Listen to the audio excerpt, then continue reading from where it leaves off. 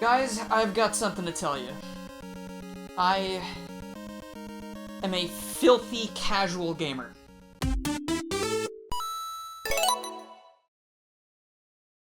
I don't play Super Smash Bros. Ultimate Online because I can barely fight level 9 CPUs, I really don't find ultra-hard games fun in the slightest, and perhaps my biggest gaming regret, I do not like Mega Man games.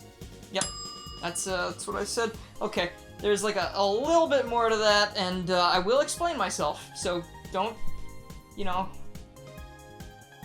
push me off a bridge yet. Wait till later. See, there's more than just one single Mega Man. I mean, you didn't think all these fellers in Mega Man's Final Smash were just Sakurai's OCs, did you? When I say I don't like Mega Man, I'm talking about this guy right here in the middle. The rest of them are wonderful individuals that I would trust my life with any day. And to make things even more complicated, I don't even hate this guy in his entirety. It's just the games, because I'm just not strong enough to finish them. See, I was introduced to Mega Man back on the Game Boy Advance with the Mega Man Battle Network series. Behind me, you will see footage of the DS version of Battle Network 5. Do not let that break the immersion of the story. With this being my first experience to the Mega Man series, I didn't actually know at first there were a lot of other different versions of this character. And this game kind of did a really great job of being absolutely nothing like any of the Mega Man games that came before it, and that's probably a good thing, because back then there's no way I would have played more than 10 minutes of a regular Mega Man game. Getting into some spin-offception here, Battle Network actually has 2 spin-offs of itself that go back to the classic Mega Man formula. And I don't really know what to call them, because it's basically like Battle Network wearing classic Mega Man's skin, or robot skin, metal, tinfoil, aluminium. Not to get too off track, I just wanted to say Battle Network is an incredible game. It's like a deck-building card thing where you go fight like real-time battles against these cool little viruses and all of these boss characters that are adapted from the main series of the game. And it's great, you should play it, but also, something I like more than Battle Network, Star Force was another thing that I spent a lot of time on. Now this is where it's at, ladies and gentlemen. This game is spectacular. It takes the Battle Network formula, and it makes it even snappier and more fun with a different point of view and some 3D models, and the story and the characters. Throughout its 3-game run, this series became one of my favorites of all time, and to this day, it's still kind of hard for me to hear the main theme of the game, Shooting Star, and not tear up a little bit. Aside from these two, I didn't really delve much into the rest of the Mega Man series, especially not the platforming entries, because I just didn't think I would have very much fun, and if it's not fun, why bother? It's kind of weird, considering my favorite genre of game is the platformer. Like, I never even tried Mega Man Legends until recently, which is, that was a big dumb move on my part. Big dumb idiot brain. Over time, I would look into some of those games. I started out with, strangely enough, the Mega Man Zero collection on DS, and I have no idea how I finished those games back when I was a kid, because when I played them again on the Switch collection, I needed, like, the assist mode to actually make it through the game. So that obviously means my body and mind have been deteriorating. That pretty much means my body and mind are deteriorating. So that obviously means my mind and body are deteriorating at a rate much faster than I intended. Please send help. From there, thanks to Clement J64, I ended up finding this little game called Mega Man Powered Up, a vastly improved remake of the original Mega Man game for the Sony PSP, and it pretty much looks like it was specifically made for me. OG Mega Man to me seems like it's neck deep in the swimming pool that is NES difficulty. Just look at anything the Angry Video Game Nerd has reviewed, or hell, any NES game that you know of personally, and I'm sure you're gonna see all the little design flaws and little frustrations that artificially extend its playtime. You see, since not a lot of data could fit on these things, they opted instead to go like the arcade approach and just make the games really, really frustrating, or, I mean, sometimes it was unintentional because there was a lot of shovelware. You know, if you think there's a lot of shovelware on the App Store, just look at all those licensed tie-in games that, don't deserve to exist. So with that in mind, having a remake made of one of these games is probably one of the best things that can happen to it, because the devs can go back and they can actually make something extravagant out of it, and fix all the little shortcomings, and make it fun.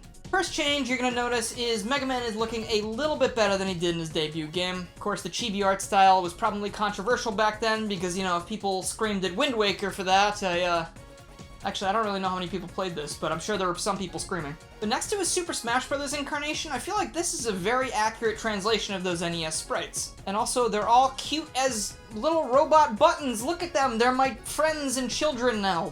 All of them.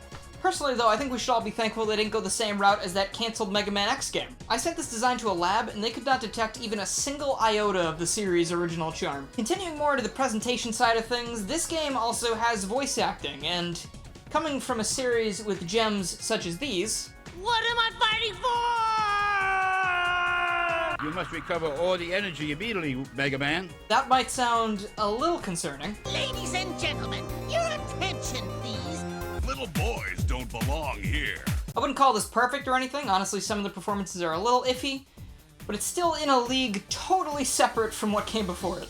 Personally, I think the performances done by Light, Wily, and almost all of the Robot Masters are pretty much perfect for these characters. Like, Wily just exudes this insane scientist vibe with like the weird way his voice sort of wavers, and Light sounds very proper. He sounds like a direct opposite. Like, they got that really, really good. Kicking things off with the gameplay, when you start a new game, you're able to choose between Powered Up mode and Masochist mode. Powered Up mode featuring all the new bells and whistles that I'm about to talk about, and the other one featuring pretty much none of that, and also opting for the original soundtrack and a 4:3 aspect ratio, and a zoomed out screen, which is actually a little bit nicer than what Powered Up mode has to offer, but you know, I can live with it. It's really good that they added this. It's not really my thing personally, but now the people who really enjoy the original and maybe think Powered Up mode is too easy can play this, and it's like, I think it's probably better than playing the original, right? But as for me, I don't like it when Electman kills me in 2 hits, because I'm a gamer, like I said before. Now let's talk about the story, it's not going to take long. Abiding by the 6 types of conflict found in fiction, here we have man versus machine, or rather, the other way around. There's a ton of backstory to these characters, such as Dr. Light and Dr. Wily working together for a while before Dr. Light did something, and then Dr. Wily got a little upset, and then that led to the present day, where Wily steals all of Dr. Light's robot masters that they worked on together and reprograms them for evil purposes. You know, the robots such as the ones that throw bombs and start fires, those ones that were supposed to benefit society somehow. I know you're saying demolition and stuff, but do you really think a human being is gonna pass up on blowing things up? Let a robot do that? No way, we're all maniacs. After Dr. Wily flees the scene, Rock, one of Dr. Light's helper robots and pseudo-son, feeling responsible for his robotic brethren's rampages, he asks his father to turn him into a combat robot, and this results in the birth of... Super fighting robot! Mega Man! If you play this game, by the way, the in-game dialogue calls Rock Mega before he becomes Mega Man, and I just think that's kind of stupid, and also I don't want Roll to feel bad that their name pun thing doesn't work out. So his name is Rock. End of story. The story then takes a backseat to the gameplay, in which you hunt down all of the classic Robot Masters and newcomers Time Man and Oil Man, and then you waltz right up to Wily's fortress and destroy whatever menacing mech he's got waiting for you. You're then allowed to go through these stages in whatever order you please, but most, I would assume, would take the route that lets you dispatch most of these heads as fast as possible. See, each Robot Master has a weakness of their own, so take them on in the right order, and basically it'll turn out to be like playing rock, paper, scissors with like a victory rate of 1,000,000 or something. I hope you're cool with being labeled as a murderer though, because in Powered Up, if you defeat these Robot Masters with anything other than the Mega Buster, these guys are toast. But if you've got any mercy left in that soul of yours, I doubt it if you play a lot of Sonic games like I do, you can use the Mega Buster to disarm them and take them back to Light Labs, where they are repaired, and this leads into my favorite feature of this remake: the multiple playable characters. So to explain why I like this so much, I'm going to look at something I'm a bit more familiar with, that being Super Mario Bros. 2. You have a total of 4 characters that each have different attributes and abilities, but at the core, they still play mostly the same. You're able to pick whatever character you please that makes the game feel fun. You have no penalties for picking one over the other, but you're able to pick Peach if you want to try flying over some gaps, or you can pick Toad if you want to have a horrible time. My point here is that the multiple characters give you more options to play through these levels, and it lets you do a lot of experimentation, or obviously just experience things in a different way. Mega Man Powered Up also ups the replayability factor by letting you play as all 8 of the Robot Masters, multiple versions of Mega Man, and even Proto Man and Roll, assuming you downloaded them from the online service before it went down. They will be missed. As you might know, Mega Man copies the abilities of his foes as he defeats them, so if you're playing as a different character, you're actually stuck with one power the entire way through the game. This is a lot like Kirby Superstar Ultra's Helper to Hero mode, where you do the exact same thing, except it's only a boss rush. But you're probably thinking, what about all those cutscenes that we saw before? Like, Mega Man's not the main character anymore, so they must just skip him, right? Nope. Deduct 50 points for that one. Instead of cheaping out on things, they decided to give every single alternate playable character their own version of events, complete with voice acting and new dialogue. I think it's kind of rare for a company to care that much about a remake, especially something that's going to be stuck on the PSP and never re-released. So, kudos to the people who did that. That was a really cool idea, and it really fleshed out the characters of this game. And once again proving that these guys are the Chads of remakes, they added a whole new boss to this game that replaces whatever Robot Master you're playing as. This is Copy Robot. He has a very unique and clever name, and he is a diabolical dickhead who deserves to be destroyed on sight. I'd be lying if I said his fashion sense wasn't amazing, though. I mean, look at that scarf. You never really notice how much a little bit of neckwear can really enhance a character design. Except whoever that is. Ugh, get that off my screen. Ugh. Alright, so we got all those extra characters, but what if you think you can design a better Mega Man level than all those devs did? Like, you don't want to see this filth ever again, and I don't blame you. Well, lucky for you, ungrateful consumer, because this game comes pre-packaged with a level builder as well. Not everything's unlocked when you first start the game. You need to actually find things throughout the campaign mode, but once you get all the little things you want to use in your level, you can just go ahead and design to your heart's content. You were even able to upload your levels and download other people's levels from the online service. So say hello to the official Mega Man maker that no one remembers except all the people that are about to tell me off in the comments. It beats Mario Maker by years. I respect it. On my first and only test with this thing, I managed to unintentionally create something I like to call the Fire Extinguisher, which is a stage that locks Fireman into a constant cycle of death and rebirth. I don't hate Fireman, by the way, I just really like the noise he makes when he dies. And since the rest of this thing is just basically a retread of Mega Man 1, I don't really feel the need to go through everything and pick apart the stages one by one, but I will say that I do quite enjoy most of the game, aside from, like, the boss rush, which seems to be mandatory in every single Mega Man game I've ever played. Please have mercy on me. And also, I didn't really like the Vanishing Block puzzles because my reaction time is like that of a broken calculators. This game is a joy and a half for me to play, and it really bums me out that this thing didn't do well enough to warrant a sequel, or hell, maybe even like a full line of these remakes, because like, not saying Battle Network isn't deserving of it, but there were 6 games in that series, and this thing only had the one, and then Maverick Hunter X, which is a similar remake of Mega Man X. Maybe I'll check that out some other time. I really haven't delved into the X series much at all. Yes, you can shoot me in the comments, it's fine. This remake alone makes up almost all of my enjoyment for the classic series, only to be topped by the Mega Man Archie comics, which are a wonderful little comic series that's been on hiatus for 6 years now. I'm sure it'll come back any day now.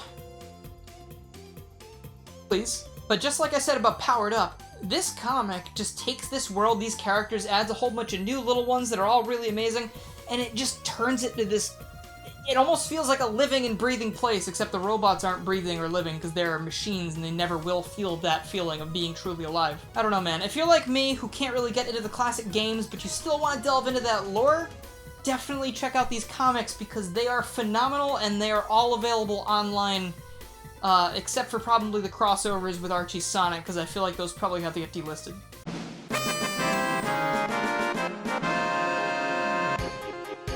To tie things back into the video topic, Time Man and Oil Man actually show up after the events of Mega Man 1 in this comic, and I just thought that was pretty neat, and I could always use more Time Man because he's really cool, and I've just now realized that a lot of my favorite characters in fiction have something to do with time travel or time itself, like, you know, the Doctor and Silver and Time Man and...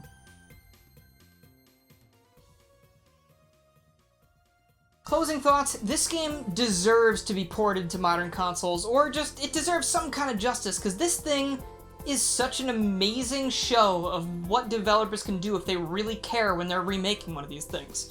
I know there have been some great remakes recently, like Crash and Spyro, but I really think this is something that we could all throw into our libraries and have a good time with. Or maybe, you know, they could just use some of the ideas from Powered Up and Mega Man 12. Who am I kidding? Half-Life 3 is going to come out before Mega Man 12 at this rate. Hey, but what if you thought, what if you think, what if you dreamed you could do anything? And here we are yet again at the end of the video, and my voice is hurting because I talked for a long time. But if you made it this far, please go ahead and let me know down below I really appreciate you watching this long, especially about a topic that isn't like the usual stuff. I just needed to do something else. But anyway, if you like this video and you haven't already, please make sure you subscribe, click the bell, follow my Twitter, and join the Discord to keep up with more Mega Man and other things that aren't Mega Man, because I do a lot of things. I'd also like to give a huge thank you to my current supporters, who are Noah Wizboys, Brady Hilkemeyer, Mailman019, Kaido the Samurai, Danny Lee Dauber, Mike TGC, Chaotic Mercenary, Akira the Silencer, Random Name, T-Bone APH, The 7 Superstars, Crystal, Ty Little Tech Guy, PM13, Crazy Sean DX, Chaos, Jeremy, Dork in a Hat, Mega Trafficone. And on Patreon, we have Noah Wizboys and T-Bone APH a second time. That's super cool, you guys. Thank you. And of course, thank you to everyone who's supporting me in the $1 tier. And remember, even $1 helps. And if you would like to become a supporter of any amount, you can check out the card up there that takes you to my Patreon. Or you can click the join button below the video, which is a lot quicker. If you do become a supporter of the channel on either of these two things, you get access to a bunch of blooper videos that are already uploaded, and you get some special stuff in the Discord. But anyway, thank you guys so much for watching, and I will see you guys next time.